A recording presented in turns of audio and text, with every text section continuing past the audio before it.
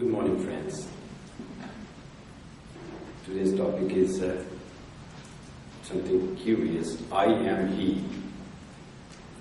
Students of Vedanta know this, what I am He means, but for an ordinary man or woman, I am He, how it could be? How can I be He? I am I. How I can be he or she? But who am I? That's the thing. I am I, but who am I? If we little think about search our I, who am I? Am I the name that was given to me when I was born? Am I this body?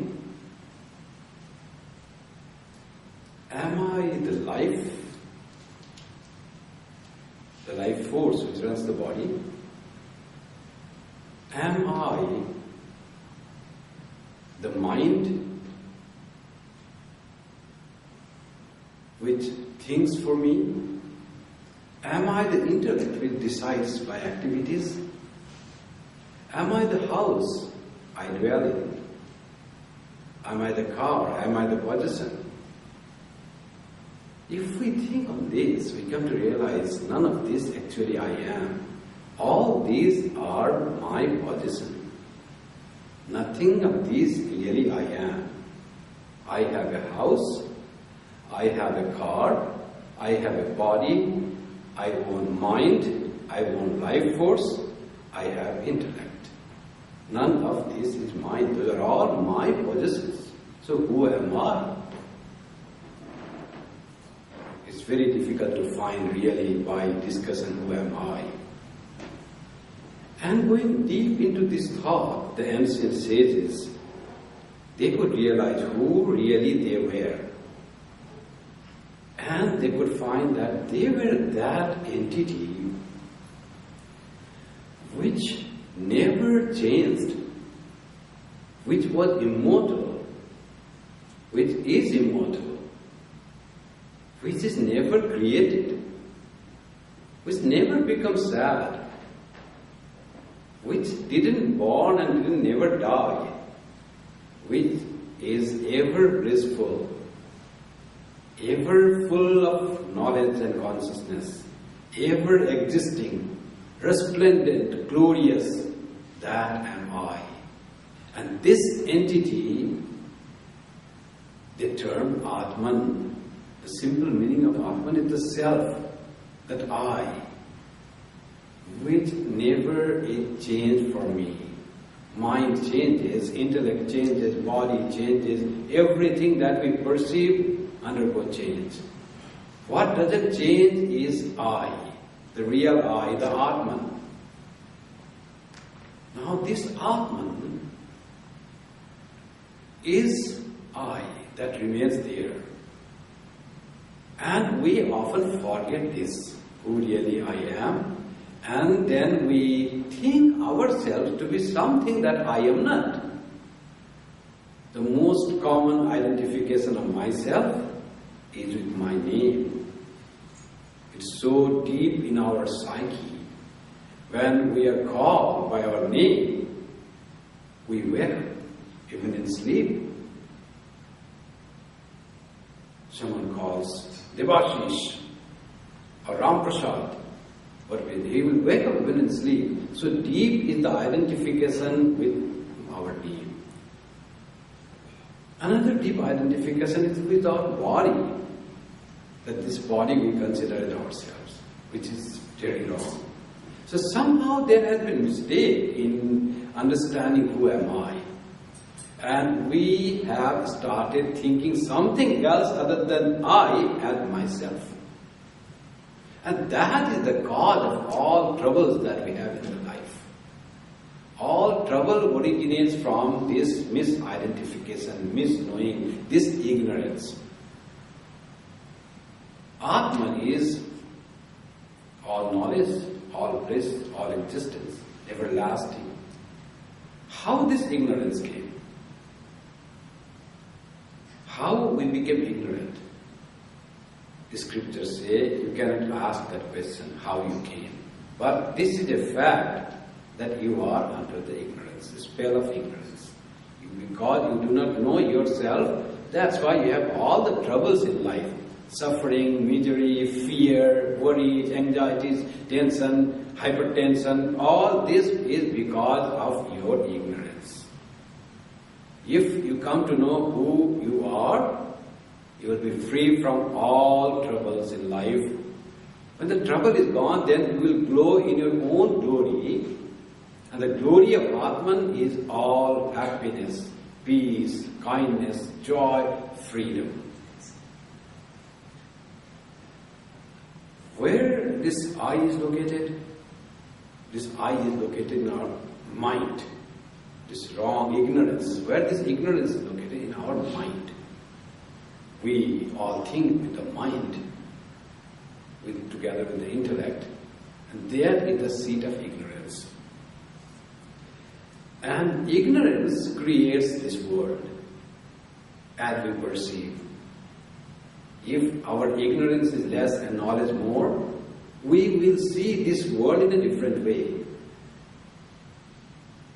To a person of knowledge who identifies more with real I, who is the core of his real I, to him the world is better.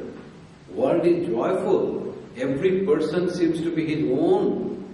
He has no enemies because he has understood the reality. And then he understands what that I is, which he starts finding, searching this I inside himself or herself. Slowly, when he or she is able to find the real I, then the thing changes.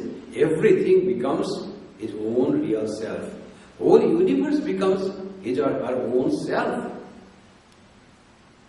There is a concept of God and the creation.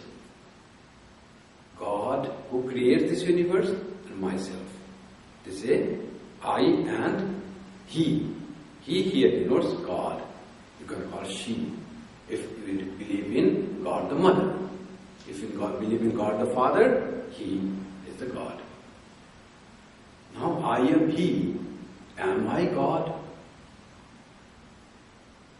In one sense, if I identify myself with this body-mind association, which we call this I, associated with the ego, and identified with this body and mind, if I say I am God, then it is totally false and wrong.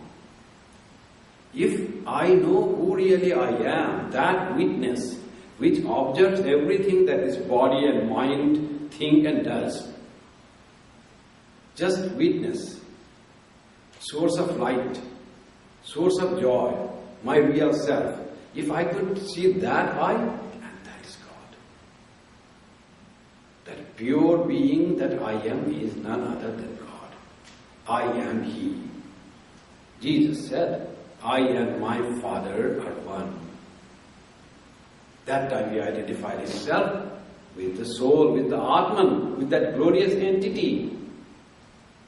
And he could realize that he is God himself. Other time when he identified with his manifestation as Jesus, he said, I am the Son of God. And when he was elevated, I am the Son of Man. I belong to the whole universe. That sort of identification comes.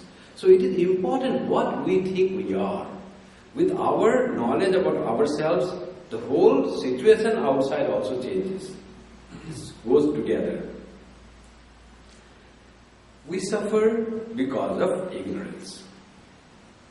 And in ignorance, we don't understand our own self or the Atman, and identify with ourselves with this body and mind, then desire something, get something we don't want, which we don't want, don't get something which we really want. In both cases we suffer. There is a beautiful story in Upanishad, Mundaka Upanishad. They say, there is a tree, Dva Suparna Sayuja Sakhaya Samanam Vriksham Parishasva Jati. There are two birds in a self-same tree. In one tree there are two birds. One bird is Tayoranya Pippalam Swadati. One bird in that one tree is very active and searching for food, jumping from this twig to another twig, this branch to another branch, and eats fruits. Fruits are of two kinds. Sometimes it gets sweet and tasty fruit and it enjoys, rejoices. But all fruits are not sweet. Other time it gets bitter, sour, hard, sweet, and it feels so sad. In its sadness, he looks here and there. It is a terrible shock for him. That bird thought the fruit what he is seeking is sweet, but that is not sweet. In his shock, it just looks here and there, and he finds up there sitting one bird. And that is so calm, sitting, no disturbance, no worry, just sitting in this glory, doing nothing, composed, serene, desiring nothing, eating nothing. And in the process, this lower bird goes up and up. In the upper branch it goes, and again tastes fruits, sweet fruits, happy, bitter fruits, unhappy, dejected, suffering, and looks up, oh, that is good bird. Always quiet, never suffering. When joyful, it doesn't look much. It rejoices itself. When suffered, then looks here and there and finds that bird, oh, it never suffers. Finally, it goes up and up. Then when it reaches near that bird, strange thing happens. It finds that bird is very glorious and light is emanating from that bird, the first bird that is at the top. And that light now goes to this bird's body because it has gone in the realm of that bird.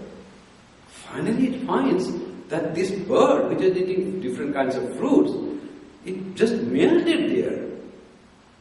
Then it feels that, oh, I was never there. I was this bird, the upper one, was always serene, calm and blissful. What I felt I was eating different types of fruit, enjoying and suffering, was just my ignorance, imagination, thought. I never existed. I was the reflection of this upper world. That's how the Vedanta describes. That's how we are. We are just the reflection of that glorious Atman, Brahman, and misidentifying ourselves with this body and mind, yet all the trouble. And finally, when we realize that I am that great being, never-changing reality, all blissful, so that is He. Then we say, I am He, and we are full of serenity and peace. Now, what is He? What is He? Upanishads, Isha Upanishad describes what is Brahman, what is the ultimate reality. Call it He, call it it. What is that? Tat Sat, that truth. We say Om Tat Sat. Means Om, that is the truth. Om denotes to that Brahman, to that reality. And that is the truth. That is everlasting. Truth means it should not change. Everything else changes. What is that?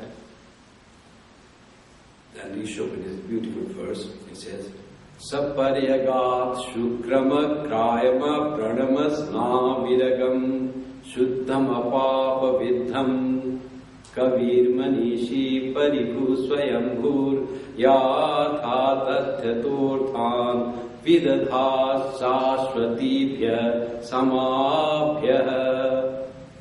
Saparyagat. That reality is all pervasive. Paryagat. Nothing is there where that is not. In Kathopanishad it says, Tad dure, tad vantike. It's very far, too far away.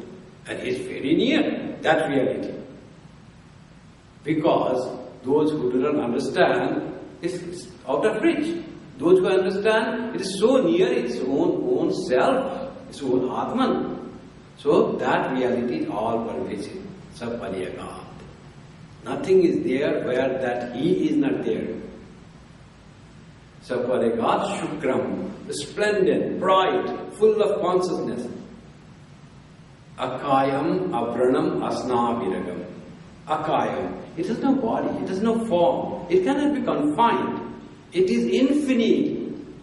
Infinite cannot have form. This universe is just the appearance of that reality. How this is created? How this universe is not other than our world, the manifested world is not other than that reality, that Brahman. How is it created? It is projected. That's the word Vedanta gives. It is the projection of ignorance. How is it projected? With the power of ignorance. Ignorance has two great powers.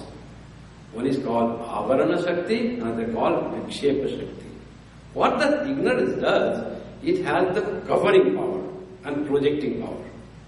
It can cover anything, just hide it. So it hides the truth. That resplendent, all blissful truth is hidden by the power of ignorance. Just cannot reach that. We are unaware of that. Not only it hides it, that is by its power of covering, Avarana Shakti, then Vikshepa Shakti. First it covers this thing and then it produces something else here. And that is the world of manifested and manifold world that we see. For the truth, that one reality, that bliss, that ever existing, that is covered by this ignorance, also called Maya. And then another thing is projected on that after covering. They give beautiful example of screen, movie, cinema. They say that when you come in the movie theater, you don't see the screen because it is dark if you come a little late. So darkness has covered the screen. You don't see the screen. You have come to see that. You want to see that. There will be story, there will be fun, there will be joy. But you don't see because darkness has covered. Now you wanted to see the screen, that was the reality, but instead of the screen, after some time, from the projector, they projected something. Then people dance, they fight, they kill, they sing, and all these things being projected on the screen. You are not able to see the screen that you wanted to see, because darkness had covered, and then something is projected on that. So covering and projection. First you don't see the truth, then you see something else other than the truth. That is because of the power of ignorance or Maya, so powerful. Sri Krishna says that power is my power, it's God's power. Mama Maya Duratyaya. It's my power. And then this world, the unified, the unity world has variety. And when there is variety, there is repulsion and attraction, like and dislike, coming and going. All this comes with the beginning of the creation. Now this supreme reality is resplendent, as the Upanishad says. Rishis realize that and then describe it. Saparega Shukram Akayam, no body. Abranam Asnaviragam. It has no wound. How beautifully the description in Upanishad. That's why Swami Vivekananda says Upanishads are beautiful poetry. It has while describing that formless reality, it says it has no body, physical body. It is akayam, abranam. There is no pimples or wounds. Asnaviragam. It has neither muscles and nerves. Very fine distinction. There is no causal body, there is no physical body, there is no mental body. That all denied. Akayam, abranam, asnaviragam. Then it is shuddham. It is pure, it is one. Whenever there is mixture, it is impure. When there is one, greatest purity is one. It is pure. Apapa viddham. No sin can ever touch it. It is pure like the fire. Nothing can put blame on it. It is Kavi. It can see anything, it's all-knowing. Manishi. The Manishi is the term for intellectual person. Manishi. Manishi means one who has his mind under control. His mind is fully controlled and he can use his mind as a servant. Manishi, Kabir Manishi, Paribhu Swayambhu. It is Swayambhu, self-created. Nobody created. It is born from nowhere. There is no cause for this Brahman. And that Brahman is he. Now, Shankaracharya said that whole scriptures, all Vedas, Upanishads, they all want to teach you the reality. And he said, Shlokarthena prabhakshami yaduktam grantha kotivi. There are millions of scriptures. I will just make those teachings of scriptures into half a verse. Shlokarthena prabhakshami, what they all want to teach. Brahma satyam jagat mithya jivo brahmaiva namara. Brahman, that reality is the truth. Jagat is mithya, it is the apparent truth. Mithya means it is not everlasting, it is ever changing. And it is created and it will be destroyed. That is mithya. Mithya is not something which is not there at all. When we use the word mithya, that is also existence, no? Existence in the mind of one who tells something false. Mithya is often equated with falsehood. False is, it's false doesn't exist, it doesn't happen, it exists somewhere. It exists in the mind of who creates it. So here the mithya is also, that is some exists because of our ignorance. So, Brahma Satyam Jagat Mithya. And what is the next? Jivo Brahmaiva Namara. Jiva, that where the I sense, is none other than that supreme reality, infinite reality. All the scriptures want to say that. That is the gist of scriptures. Now they will describe in various ways. I tell you in half a verse. Brahma Satyam Jagat Mithya Jivo Brahmaiva Namara. Swami Kripamayananda used to visit Sri Ramakrishna. Many days he didn't come. Sri Ramakrishna used to take care of these all boys who used to come. He used to love them so much because he found them very pure, very dedicated. They can achieve the highest in life. So he asked, where is Hari? Why he is not coming nowadays? Somebody said, oh, he is very busy. Busy? What for? He is practicing Vedanta. He is busy in practicing Vedanta. Then he sent words to Hari, Sri Ramakrishna is calling you. So one day he came to Dakshineshwar and Sri Ramakrishna said, oh, I hear that you are practicing Vedanta and you are very busy. He said, yes, sir. What is your Vedanta? It's Brahma Satyam Jagat Mithya. Is there anything more in Vedanta than that? That is what the Vedanta is. The truth is Brahman and world created. World is apparent truth. It is Mithya. It's not real truth. So it will be ever changing. So that is what the Vedanta is. Then he accepted and he started coming. And he started serving also Sri Ramakrishna later on. So this identification of myself with that supreme reality is knowledge. Identification of myself with anything other than that is ignorance. Ignorance is suffering, ignorance is misery, knowledge is joy, knowledge is peace. So anything that which I am not, when I identify, it becomes ego, misunderstood I, and it creates all sorts of trouble. Any mistaken thing creates trouble. So I cannot identify myself with this microphone. This is not me. This I see it, I perceive it. That's why they say, because we perceive the world, in Gaudapad Karika it's there, because we perceive the world, that's why world is unreal. Whatever we perceive with our senses, that becomes unreal. That doesn't become the thing which we are. The reality is unperceivable by our senses. Senses are the product of that reality by Maya, by ignorance. Something, ignorance acts on the reality and it seems as the product.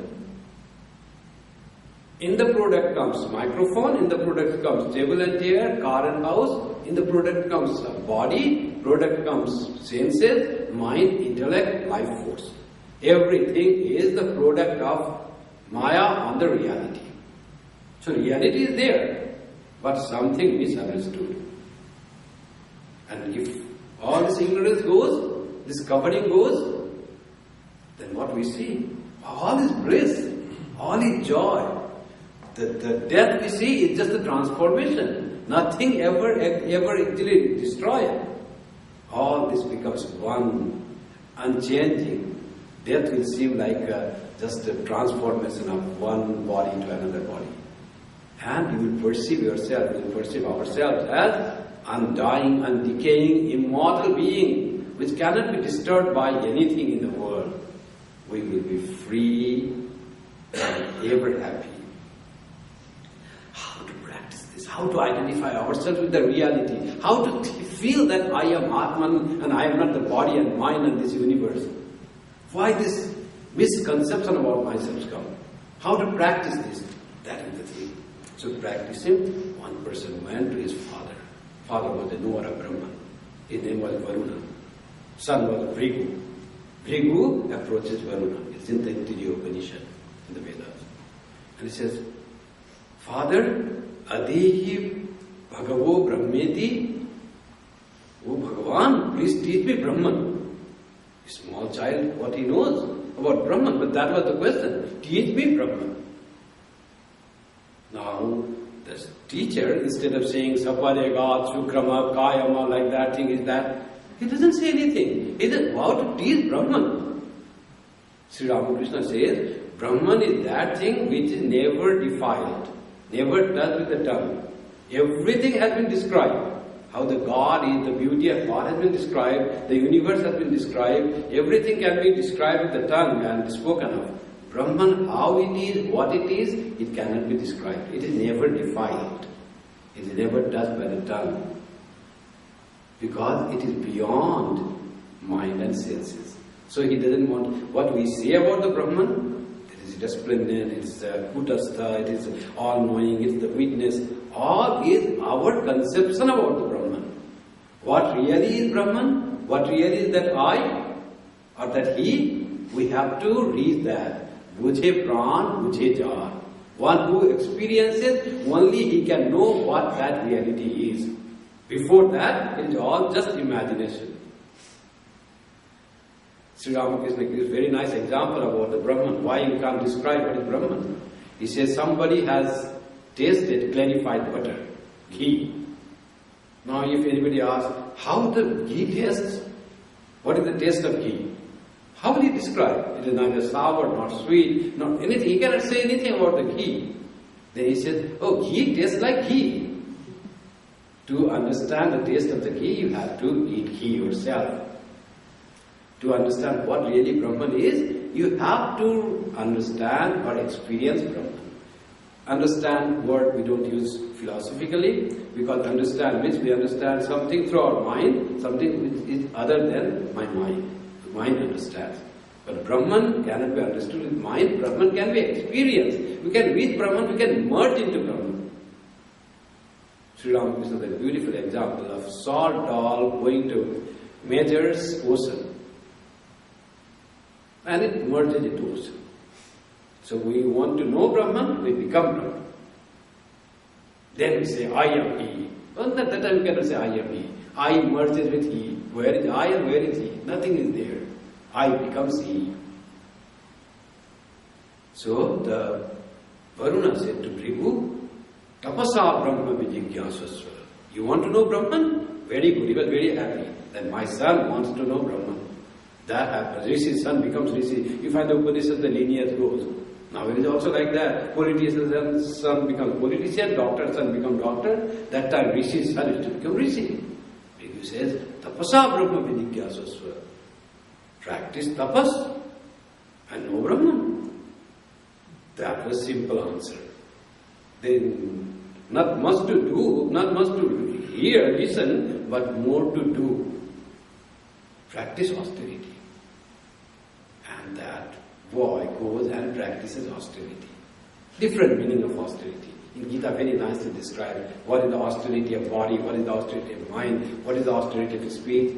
But Shankaracharya says, or Veda Upanishad also says, austerity generally concentration. Try to think deeply who I am. And whatever you are not, just remove that. Like one removed the shaft from the kernel. Neti, neti. I am not this world. I am not this body. Because I am unchangeable. I am full of bliss. I am unaffected by anything. I am free. This body changes. I am not the body. I am not the mind. I am not the intellect. Who I am.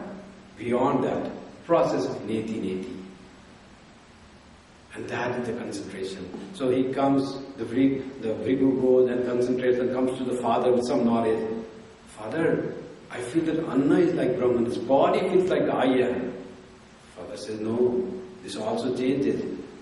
Again go and practice concentration. Tapasa Brahma Vijigyasasva Tasatapo Tapyata Satapas Taptva.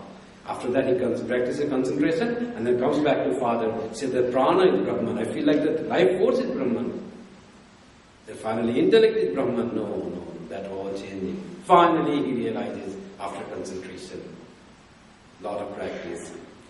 They say there are 4 spiritual practices according to Vedanta to understand the knowledge. Viveka, Vairagya, Samadhi, Shatka Sampatti and Moksha. You have to have 4 things to really, if you want to understand who really you are. Who am I? What really am I? 4 things. Discrimination. Always trying to understand what is real and what is unreal. Always focusing on the real and discarding unreal as non-self. Then dispassion. Is that? Rejecting non-real. Getting not attracted and attached to non-real. More attraction and attachment to the real stuff. Then self-control. How can this come? How can I always be discriminating between the real and unreal? So there needs to be self-control. Shama, Dhamma, Uparati, Titiksha, Shraddha, Samadhan. These 6 Samadhi, Shatka, Sampatti, these 6 treasures become one of the disciplines. Control your mind, control your senses, and have tranquil mind, try to think deeper, forbear the adversity in life. That is also great practice. This is one of the treasures is the forbearance, titiksha. Then the 4th one is longing for the truth. I want to know the truth. In there alone is the peace. In there alone is the thing that I have searched from life to life. Without getting who really I am, without getting to that supreme bliss, I am not living. Like Buddha said, Ihasane susyatu me sariram tvagasti mansam pralayan chayati. I am sitting here and I want to reach that bodhi, I want to know that that is moksha. If my body just disintegrates, I am not going to get up from this seat. I will have that bodhi bahukalpa durlabham, that bodhi I will realize the truth, I will realize who I am. Once one person realizes his own reality or her own reality, then she or he is invincible. That's what was being said in the song in the morning. Before conquering others, conquer yourself, conquer your mind. That conquering mind will lead you to the knowledge of your real self. That's what it wanted to say. What happens when one realizes I am he? One becomes fearless. Nothing can make him scary. No ghost, no loneliness, nothing can make him scary, fearless. Because he finds himself with everyone. In Ishopanishad, it said, Yastu sarvani bhutani atmani eva nupashyati sarva bhuteshu chatmanam tatona vijigursate. One who identifies himself as the self of all, and all selves as your own self, that person will never hate anyone. Hatred is a great problem. It comes from ignorance. If we hate anybody, if you consider anybody as enemy, that comes from ignorance. When we have knowledge, we can hate no one. We'll see the examples. And when we don't hate, then what happens? When hatred is removed, whatever is there that comes, and we have love inside. Our very nature is love, knowledge, and existence. That is our very nature, Satchidananda Swarupa, that is I. Hatred removed by the knowledge that I am the self in all and all selves are in me, myself. When I find that unity with the whole universe, all hatred is gone. Whom a person really loves, who is most dear to a person? If I ask one person, who is most dear to you? Perhaps he will say, my grandson I like very much. Another will say, my wife is the best, most dear to me in my life. Another will say, my husband. Someone will say, my children. But the reality is, most dearest thing to us is our own self. We love others, the grandson or wife or husband or children, because of myself. I try to see my own self in them. I try to connect myself with them. Because this connection is there, that's why I love. If that connection is gone, I don't love him. I love my friend because I get connected. He's related to me, he's mine, he will help me. I find joy talking with him. One day he won his enemy, suppose. So one day that friend was quite good with you, and you find that friend is more loyal to your enemy.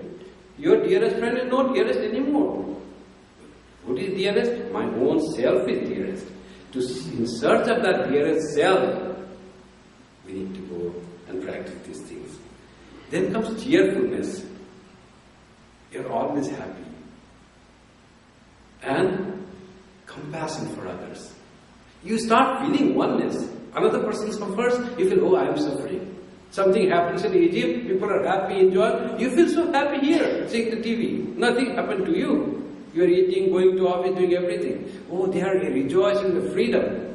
They will have good life perhaps. You also hope like them. You become one with them. That oneness comes. Then there comes the wisdom.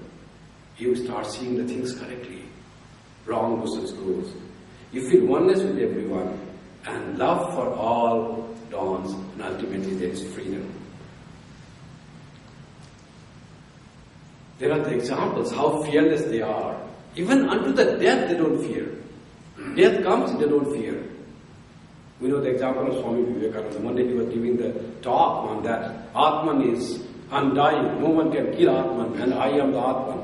So there were some cowboys, and they thought that what he's saying he really realized or not. So they started shooting him from the audience. The shots started going through Swami Vivekananda near the ear, above the head, very close. Swami Vivekananda went on speaking without moving an inch. No fear. That is the fearlessness of a realized soul. Swami Vivekananda gives the example of one monk who was eaten by tiger, who was pounced upon by tiger. Tiger caught it with its on his neck and was snatching in the forest. And that monk was saying, Shivoham, Shivoham, Soham, Soham, I am he, I am he. At the moment of death, he is not afraid because he knows who he is. Nothing can kill that person. Body will die. Swami Vivekananda himself, one day he found a tiger coming. And he sat down. He said, oh, at least this body will be utilized, something that poor fellow will eat. He sat and he started waiting to that the tiger comes and jumps and eats him. No fear, not running away. Luckily, the tiger didn't come. And that luck was for us. Then there is the story of monk disobeying Alexander. It's also in the complete works. Alexander wants one monk in the forest to take him to his kingdom and says, please come with me. He said, no, I'm very happy here in the forest. I don't have any desire. I'll give you honor, riches, and you are so man of wisdom. You'll get everything what you seek. You'll be a very respectable person in our kingdom. He said, I don't need anything. You are disobeying me, I will kill you. I can kill you. Do you know that? He's the world conqueror. He killed so many persons for him. What was there? So nobody had disobeyed him like this. He said, King, you never told that falsehood in your life so much. You can kill me? I am immutable, undeniable. No one can kill me because I am Atman. Achedyoyam, adayoyam, akluyedyo aswasyevacha. I cannot be weighed. I cannot be killed. Achedyoyam, I cannot be severed. That is my soul. Who will cut that impersonal being? That consciousness. So this is your fault. That strength comes. Sri Ramakrishna himself was so much insulted. One person came and kicked Sri Ramakrishna. And he said, don't tell this to another. If Mathur Babu hears this, he will punish that man. He may kill that man. Mathur Babu was landlord of that for them that were there. Sri Ramakrishna just asked, and is the one who knew this not to tell, and didn't complain anything. He just kicked Sri Ramakrishna's body when he was in Samadhi. Sri Ramakrishna was sitting in his room. Mathur Babu had passed away. One day one person comes and says, the Trailokya, Mathur Babu's son, was the next year. He says, he asked you to leave this place. He said, did he ask me to leave the place? He said, yes, he told. Then he put the towel on her shoulder and he started going. So he was there in that room for so many years. Nothing, no talk with nothing going and talking with the Trailokya and saying, what are you doing? I have been here, where do I go? Nothing. He's going towards gate and leaving the place. Trailokya comes running and he saw Sri Ramakrishna going and falls at his feet. Father, where are you going? He said, you told me to go away from the room, to leave the place. No, Father, I didn't say you. I said to some other person, not to you. Please come back. Oh, he didn't say, okay. Then comes back. Nothing is there. Nothing can insult them. They are free. They are free from the feeling of insult. Holy Mother's all-encompassing love, that comes from the realization that I am the soul in all. How much Holy Mother loved every human being. Why human being? Every animal, every insect also she loved. Her motherly love was just spreading for everyone in this universe. Nothing was bereft of her love. So much can come only from the realization that myself is there. When there is so much of love, there is love for the self. We can love only ourselves, no? When we love our son, then we see something of the self. That's why we love ourselves, our son or our daughter. When we love everyone, there's the feeling of the self in everyone. The connection has come. This self is connected with every self. That is because of realization. Then the courage comes, how Buddha faced Angulimala. Angulimala was traded, dacoit in the forest. Buddha goes there and says, and Angulimala wants to kill him. Buddha was not afraid. Weaponless he goes, the Angulimala who could not be conquered by the whole army of the kingdom, Buddha goes alone without anything.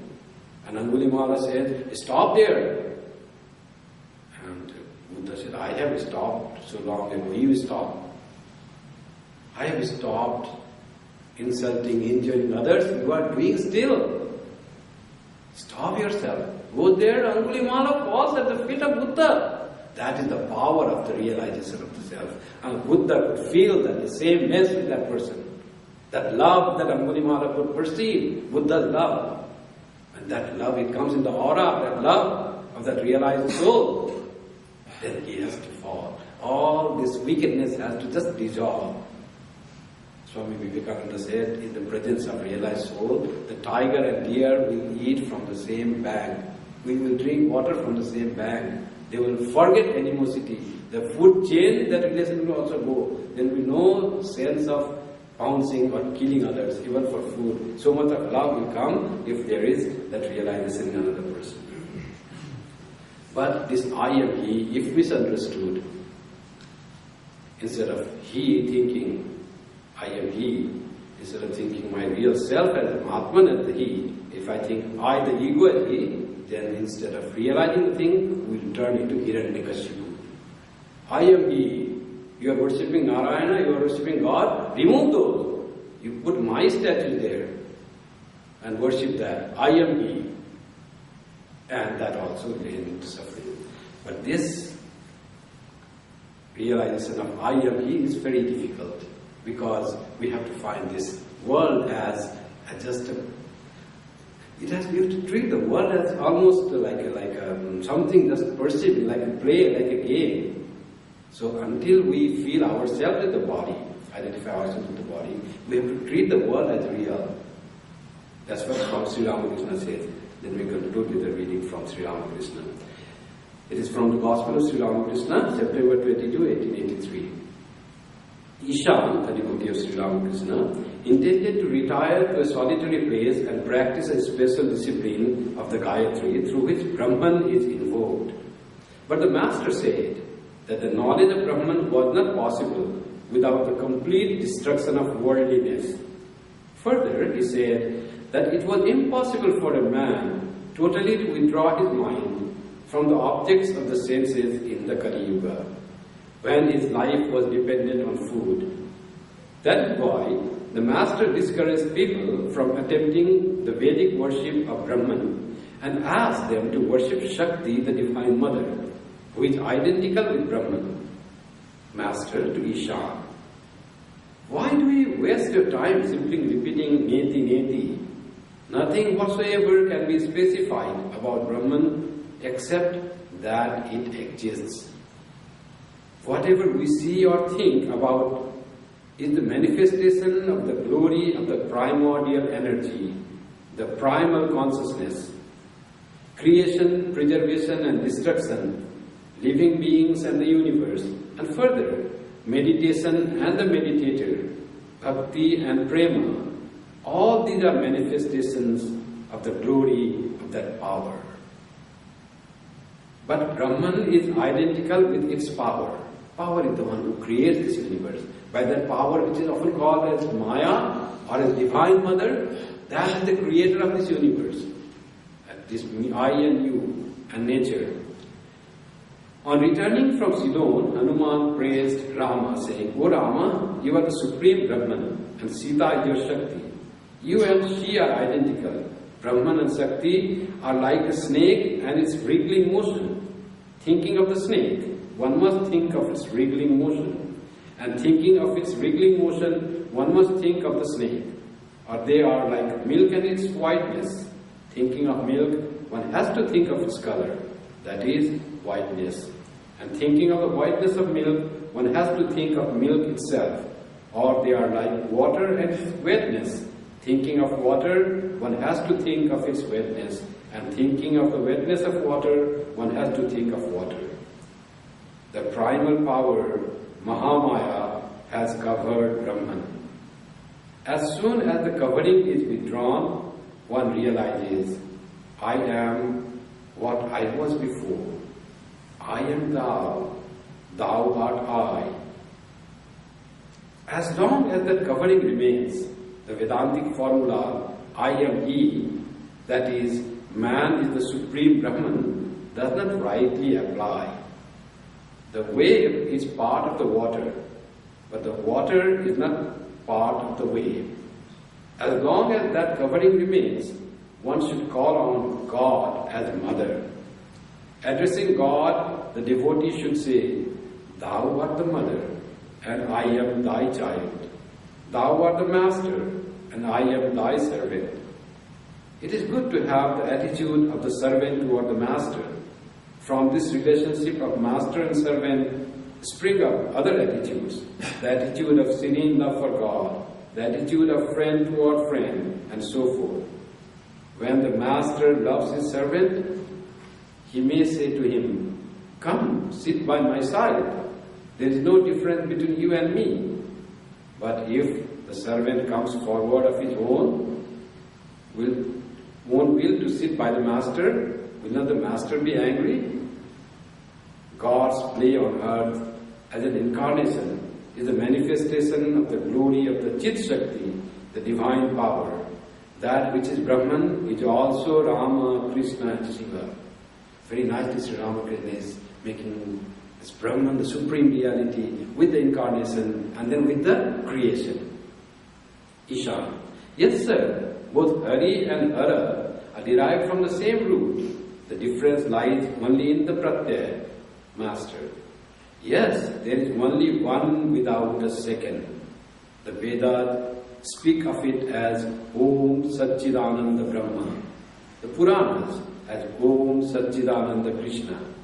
And the Tantra as Om Satchidananda Shiva. The Chit Shakti as Mahamaya has deluded all with ignorance. It is said in the Adhyatma Ramayana that when the rishis saw Rama, they prayed to him in these words only, O Rama, please do not delude us. with your world bewitching Maya. Isha, what is Maya? Master, whatever you see, think or hear is Maya. In a word, woman and gold is the covering of Maya. There is no harm in chewing bitter leaf, eating fish, smoking, or rubbing the body with oil. What will one achieve by renouncing only these things? The one thing needful is the renunciation of woman and gold. That renunciation is the real and supreme renunciations. Householders should go into solitude now and then to practice spiritual discipline. In order to cultivate devotion to God, they should renounce mentally. So this is how, when we understand who I am, our relation with God also changes. Hanuman said to Rama, Deha buddhya tu dasoham. When I consider myself as the body-mind complex, then I feel myself as the servant of the Master, servant of God. Deha buddhya tu dasoham, jiva buddhya tu danshaka. When I think myself as the jiva, then I feel I am a part of God. Atma buddhya tu vaivaham. When I consider myself as the Atman, and then I feel I am you. Tava eva aham, I am you, verily I am you. Iti me nishchitamati, that is my final thought, final conclusion. So it depends on our understanding of ourselves, our relation with God changes. When we understand we are the self, the witness, the resplendent, the all-glorious, ever-existing, all-loving, that entity called Atman, then we can say, I am.